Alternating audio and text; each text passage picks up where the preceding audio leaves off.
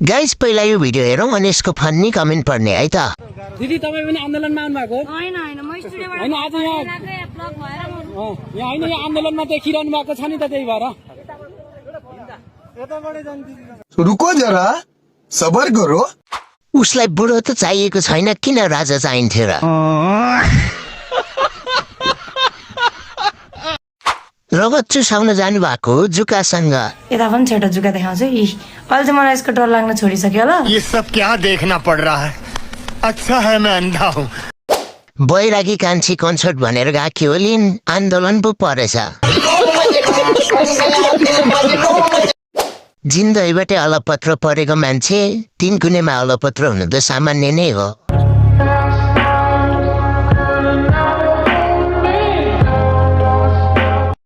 यसको अनुहारमा चाहिँ किन सधैँ 12 बजिरहेको हुन्छ?